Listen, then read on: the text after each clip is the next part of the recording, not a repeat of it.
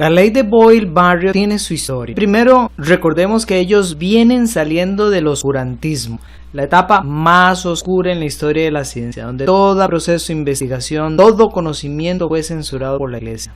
Ellos están en etapa del Renacimiento. Es una bella etapa donde la ciencia florece, la gente siente un poco de libertad porque la Iglesia ya no está oprimiendo tanto y siente un poco de libertad de pensar. Aparece un Da Vinci, Copérnico, Galileo, Newton y un montón de científicos haciendo investigación interesantísima. Esta historia empieza con el duque de Toscana. Se recuerdan que él quería llevar agua a las partes más altas de sus jardines, más de 10 metros de altura tenía. Entonces inventaron un pistón con un émbolo que simplemente succionaba el agua y la llevaba hasta las partes altas. Pero el agua no subía a más de 10 metros, así es que no llegaba arriba. Y empezaron a buscar respuestas. Llamaron a un Galileo y Galileo dijo que se debía al horror al vacío, una propiedad que los filósofos de ese tiempo, un Descartes por ejemplo, habían propuesto, que era simplemente la naturaleza no se podía permitir la condición de vacío, una sustancia no podía estar en vacío. A eso le llamaron horror al vacío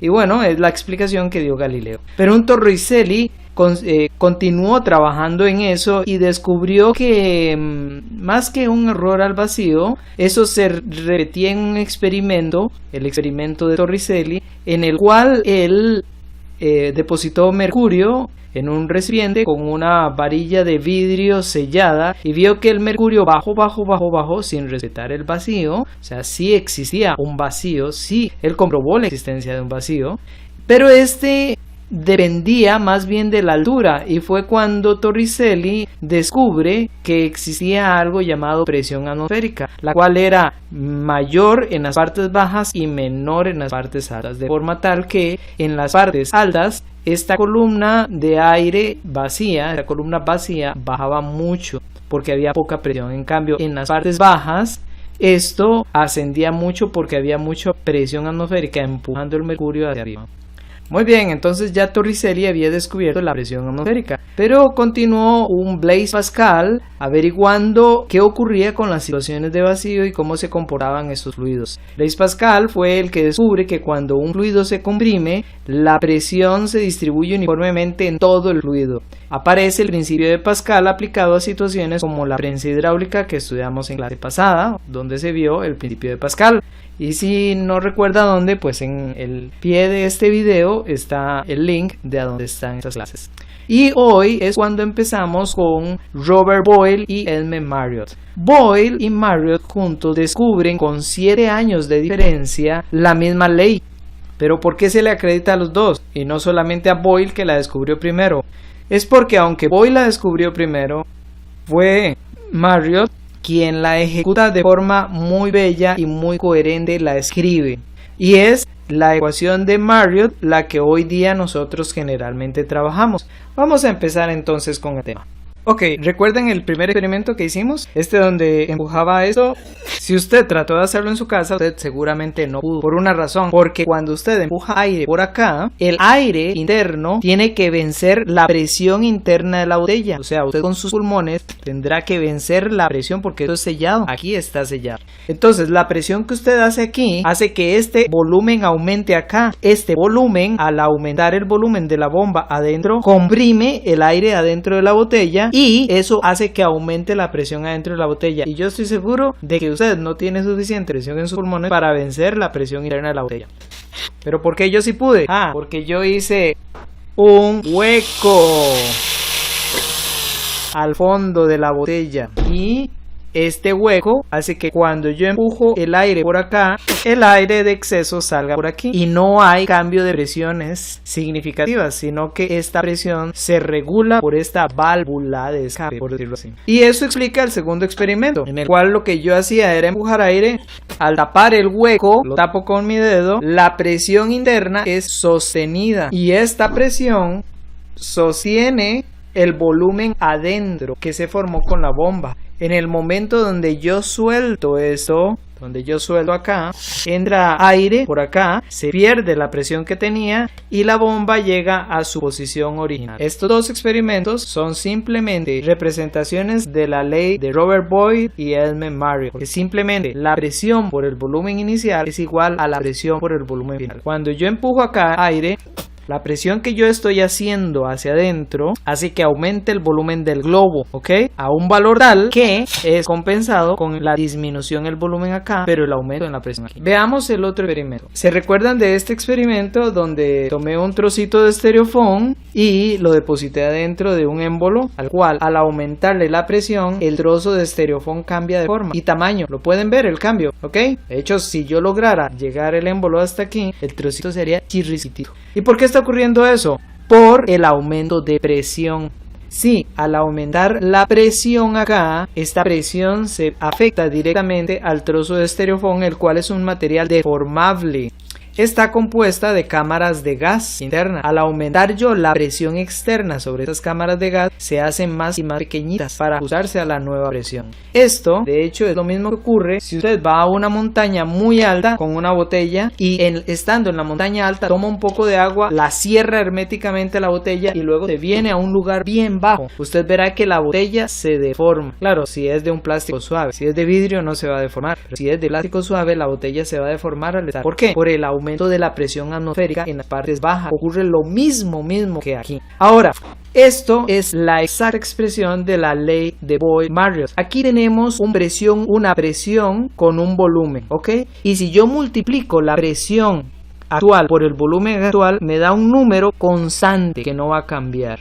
Cuando yo hago esto, en esta posición de mayor presión, tengo mucha presión y poco volumen. Y al multiplicar la segunda presión por el segundo volumen, me da un número constante. Lo mismo ocurre con el trozo de estereofón por aparte. El trozo de estereofón aquí está sujeto a una presión y tiene un volumen. Y en esta segunda posición, acá está experimentando una segunda presión y tiene un volumen diferente. Precisamente por eso, porque se aplica la ley de Robert Boyd y Marriott. Un detalle más. Acá tengo mucho volumen y poca presión. Aquí tengo poco volumen y mucha presión. Por esa razón hay una igualdad del valor de presión por volumen original al valor de presión por volumen final. Aquí tengo presión por volumen original y ahora tengo presión por volumen final y son exactamente iguales los dos. O sea, el producto de la presión por el volumen inicial y final es igual. Vamos a empezar analizando la gráfica volumen versus presión. Aquí se ejemplifica el aumento de la presión. Esto se llama una situación isoterma, donde la temperatura no va a cambiar. Se maneja la misma cantidad de calor. Estas son masas, las cuales van a ir aumentando. Cuando las masas aumentan, aumenta el peso y la compresión de ese émbolo o pisón. Eso hará que disminuya el volumen y aumente la presión. La cantidad de masa no la estamos variando, es la misma siempre. Aquí se tiene la referencia del volumen. Ahorita tenemos 4 litros, cualquier unidad de volumen. Bien, ahora analicemos la gráfica. En este punto donde tenemos el mayor volumen, aquí graficamos y encontramos este es el punto de menor presión en esta situación. Claro, alguien puede decir, no, la menor presión es 0, que se ubica aquí, y sería correcto, pero en esta situación la menor presión es acá, donde el émbolo está completamente distendido. Ahora empieza la animación. Voy a irla parando en diversos puntos. En este punto tenemos más masas, ya no hay solo 2, sino que hay 4 masas. O sea, hay mayor presión. Sí, mayor presión que la anterior, pero el volumen es menor, ya ha disminuido hasta 3 punto algo. Entonces, de tener un volumen aquí original, ahora vamos por un volumen acá. De tener una presión por acá original, ahora vamos con una presión mayor aquí. ¿Cómo lo sabemos? Bueno, pues nada más unimos estos dos puntos. Entonces ha habido una disminución del volumen, pero un aumento en la presión. Continuamos la animación. En este punto tenemos más masas. Eso implica que ha aumentado la presión, pero el volumen ha disminuido. Estaba primero por aquí en 4, luego estaba por aquí, ahora tenemos el volumen por acá en 2 punto algo. Hay menor volumen, pero hay mayor presión. Entonces, en la gráfica, presión versus volumen, tenemos ahora que el volumen está aquí, ¿tá? El volumen ha disminuido de esta cantidad, luego iba por aquí y va disminuyendo el volumen.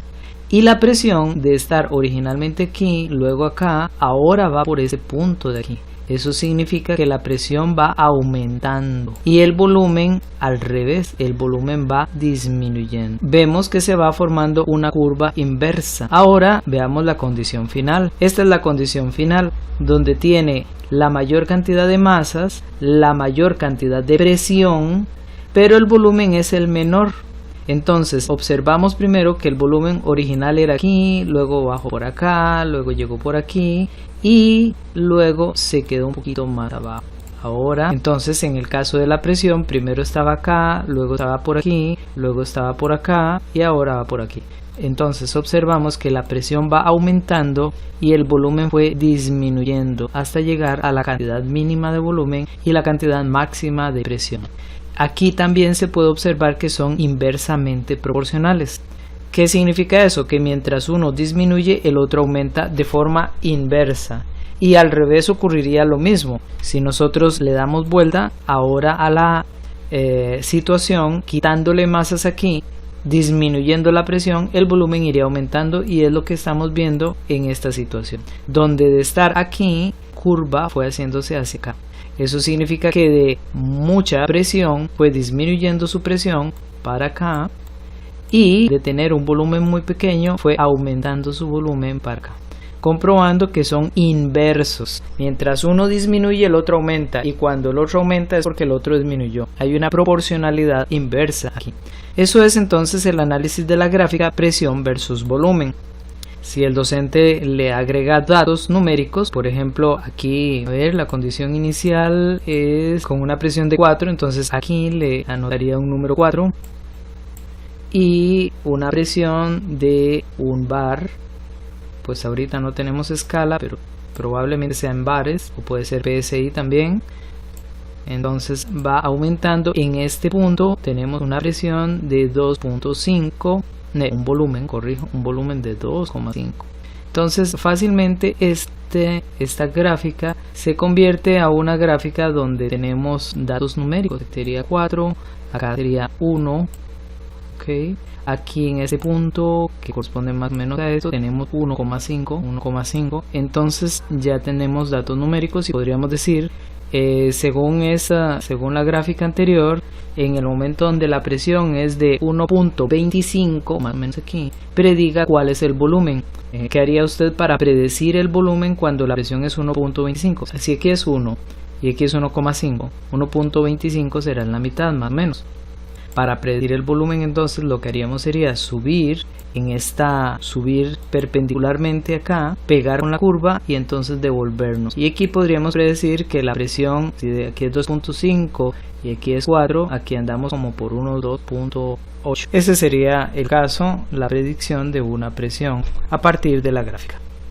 2.8 le hace aquí, lo que pasa es que la punta es muy gruesa. Pero esa sería la cita. Bien, veamos ahora un análisis numérico de problemas de este tipo. Para empezar el análisis numérico, veamos lo que hicieron Boyle y Marriott posteriormente para llegar a sus conclusiones, a su ley, con un experimento. Y esto es un experimento hipotético. Digamos que son unos alumnos que agarraron un émbolo en el cual agregaron 4 gramos de helio y lo sometieron a diferentes presiones. Ahí adentro le pusieron helio y lo fueron sometiendo a diferentes presiones, claro, midiendo todo con mucha exactitud. Todo estaba a 0 grados centígrados de temperatura. Era una situación isotérmica, no cambiaban la temperatura. Entonces midieron la presión ejercida en atmósferas. Y aquí lo vemos. Cuando tenía una atmósfera de presión, el volumen era 22.4 litros. Luego, cuando la presión disminuye a 0.809 atmósferas, el volumen aumenta. Y así fue disminuyendo la presión y el volumen fue aumentando. Construyeron la gráfica. Y al construir la gráfica, encontraron esto. Bueno, a una atmósfera de presión, su volumen era de 22.4. Luego, cuando su su presión atmosférica era de 0,8 atmósferas, su volumen aumentó un poco y así sucesivamente. Esta es la curva que se formó. Entonces, al hacer el análisis numérico, encontraron que la presión por volumen, al agarrar ese número de presión y ese número de volumen, entonces tenían que el resultado era 2.24. Ahora multiplicaron estos otros dos y el resultado les dio 22.4 y aquí 22.40. Luego multiplicaron estos dos y daba 22.39. Finalmente multiplicaron estos dos y les dio 22.42 y estos dos y les dio 22.40. ¿Qué encuentran ustedes interesante aquí? A ver, pausa el video un momento y trate usted de llegar a una conclusión. En todos los casos, aunque iban disminuyendo presión y aumentando volumen, siempre la relación presión por volumen se mantuvo constante. Entonces, la relación presión por volumen siempre dio un valor constante. Siempre fue de 22.4. Lo pueden ver en todos los casos. Eso significa que si esta es presión inicial y este es volumen inicial, la presión inicial y el volumen inicial es igual a la presión final, que puede ser cualquiera de estas. Por ejemplo, esta es igual a la presión final por el volumen final. Siempre da un valor constante. Entonces, Boyle y Marriott llegaron a la conclusión que presión inicial por volumen inicial es igual a la presión final por el volumen final. O, escrito en términos con letras, presión inicial por volumen inicial es igual a la presión final por volumen final. Y esta es la ley de Boyle-Marriott. Veamos situaciones donde se aplica la ley de Boyle. Por ejemplo, ¿qué pasa con los globos de helio que son soldados al aire? Incluye la ley de Boyle en la respuesta. Digamos, este es un globo de helio y yo lo suelto, se va volando. ¿Qué ocurrirá con este globo de acuerdo a la ley de Boyle? ¿Qué creen ustedes? Veamos, analicemos. Este globo fue inflado bajo una presión atmosférica aquí en este lugar y adquirió un volumen respecto a la presión que tenemos aquí. A medida que él va ascendiendo y va ascendiendo, ¿qué va ocurriendo con la presión atmosférica? Va disminuyendo. Por lo tanto, el volumen del globo, ¿qué irá a ocurrir? Va a aumentar el volumen. Menor presión, mayor volumen. Entonces, lo que va a ir ocurriendo es que este globo cambiará de tamaño, cambiará de tamaño, cambiará de tamaño, hasta que finalmente explota. Punto. O bien, imaginemos esta situación. Usted está explorando el fondo marino, cuando de pronto encuentra un cañón perdido. Al salir lo comenta con sus amigos y luego de investigar y solicitar los permisos para el salvamento, recopilan algunos materiales: cuerdas resistentes, globos de nylon resistentes, oxígeno, herramientas, tornillos, tuercas y otros. ¿Podría diseñar un sistema para sacar el cañón desde el fondo marino que se relacione con la ley de Boyle? ¿Qué creen ustedes? Imaginemos que este es su cañón y está en el fondo marino. Ahí está. ¿Cómo lo saca? Alguien diría, pues mediante cuerdas, pero ¿y si es demasiado profundo y no hay cuerda que llegue? ¿Cómo harían ustedes? Bueno, observe este tipo de bolsas de aire. No es que yo esté haciendo negocio con esta gente, pero hay para todo, hay. Los chinos han hecho algo para todo. Vean este tipo de bolsas de salvamento.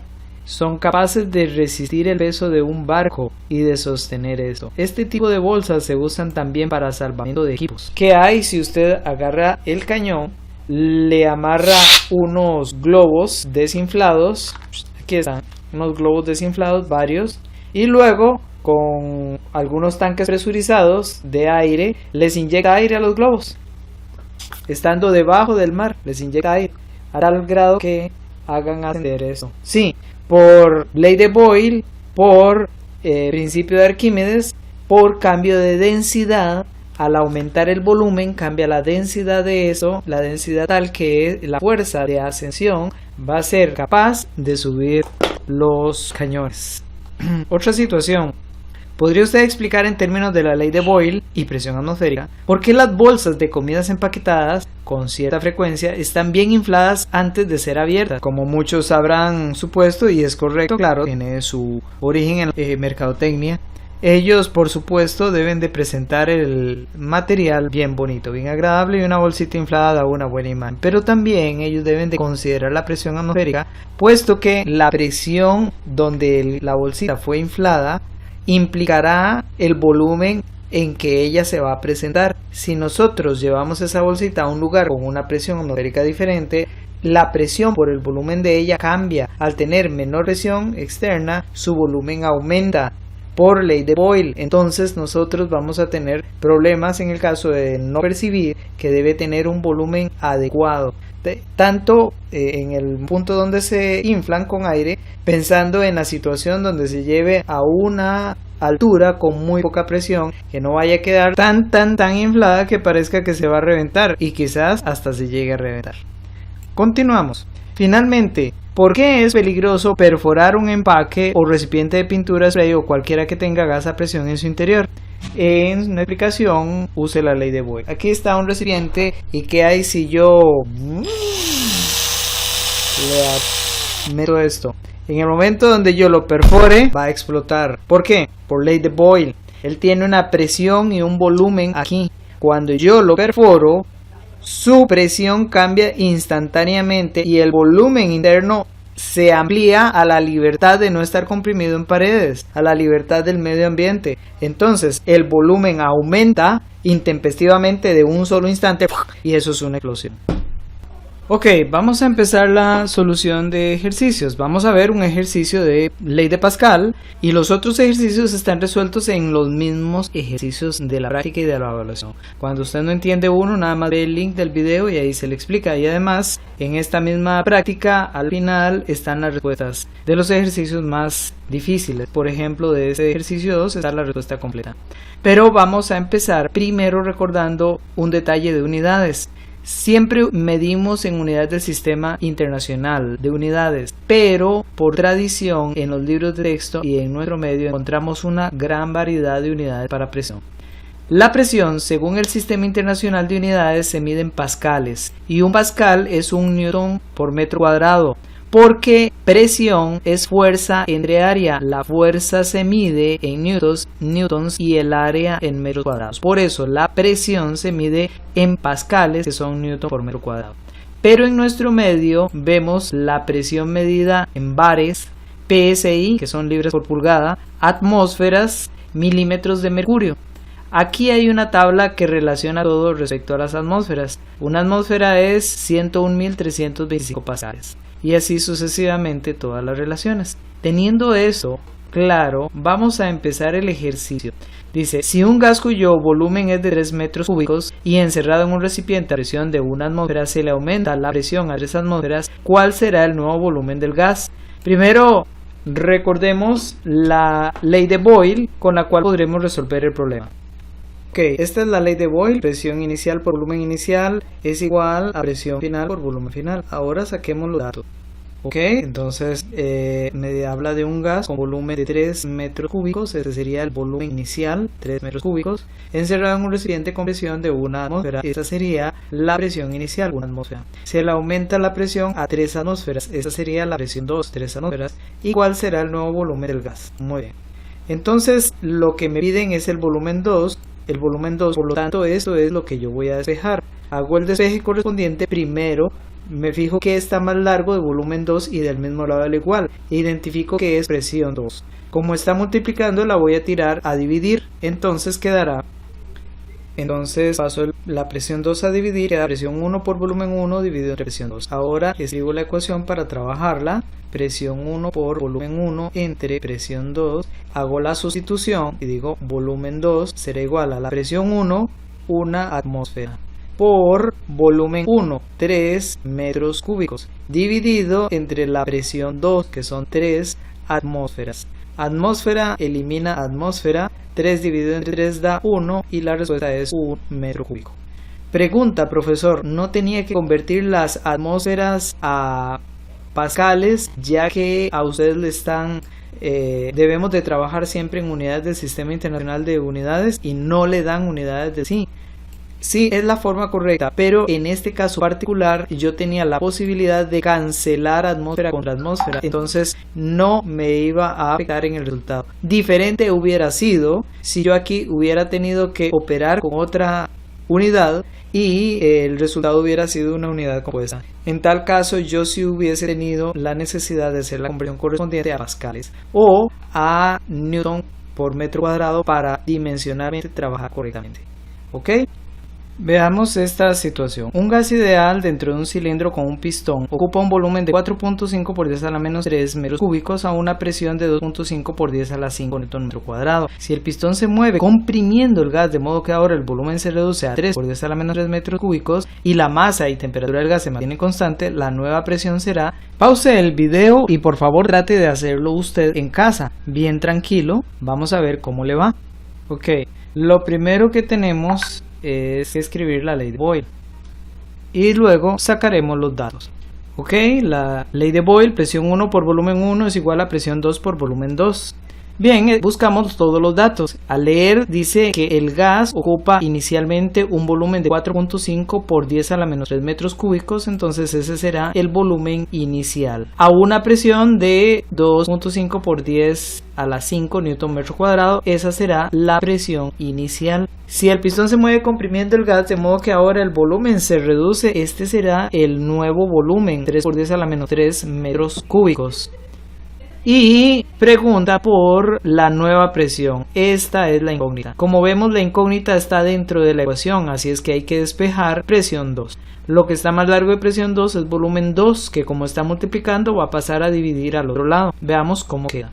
Bien, ahora despejo presión 2. Lo que está más largo es el volumen 2, que como está multiplicando va a pasar volumen 2 a dividir. Entonces queda presión. Ahora escribo la ecuación y sustituyo. El resultado al operar todo es 375.000 y como es una presión se mide en newton sobre metro cuadrado, pero aquí hay un error. Observen que aquí tengo metro cuadrado, acá tengo metro cúbico y aquí tengo metro cuadrado. Hay un error dimensional en algún lado porque de esas tres unidades yo no voy a obtener metro cuadrado nunca. Al revisar me entero que esta unidad está mala, porque esta unidad es metro cúbico, entonces voy a corregirla. Aquí es metro cúbico. ¿Qué ocurre entonces? Bueno, pues metro cúbico me cancela a metro cúbico y lo único que me queda es newton por metro cuadrado, que es la unidad de presión que yo realmente ocupo, newton por metro cuadrado. Ahora me da 375.000. ¿Cuánto es 375.000? Si corro la coma 2 lugares para acá, entonces me queda 1, 2, 3, 4, 5 espacios decimales. Entonces este número corresponde a 3.75 por 10 a la 5. Es correcto, por lo tanto la respuesta es la B. Bien, jóvenes, espero haberles ayudado. Y recuerden que si en algún caso ustedes tuvieran un problema en el cual les dan una unidad de presión que no sea newton por metro cuadrado o pascales, sino una unidad como bares o atmósferas o PSI, ustedes tendrán que usar conversión. Para eso pueden irse a Google, tan simple como escribir convertir 3 atmósferas a pascales y él automáticamente la convierte, o convertir 300 PSI a pascales y él le hace la conversión. Puede hacerlo así perfectamente si tiene la posibilidad, pero si no, usted hace la conversión con factores de conversión como vamos a aprender. Bien, éxito, chicos. Ok, vamos a ver la solución de este ejercicio. Dice que un buceador va a recuperar un motor fuera de borda hundido en el mar. El motor tiene una masa de 29 kilogramos y está hundido a 26 metros. Para ello idea un sistema donde él baja con un globo desinflado, lo amarra al motor, entonces lo infla de modo que el globo logre subir el motor. En las especificaciones del globo se dice que la capacidad en litros del globo inflado es de 100 litros de aire. El problema actual es que no sabe cuánto se expandirá el aire en la superficie cuando el globo salga. Como hay un cambio de presión, eso afectará el volumen, según lo determinó Boyle. El objeto está hundido en agua salada con densidad de 1027 kilogramos metro cúbico a 26 metros. El buceador ya ha determinado que se requerirá una fuerza de empuje que supere los 29 kilogramos de masa del motor. Eso es lógico.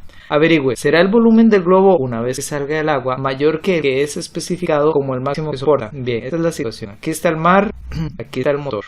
Digamos que este es el motor, aquí está la S. De aquí a aquí hay 26 metros de profundidad.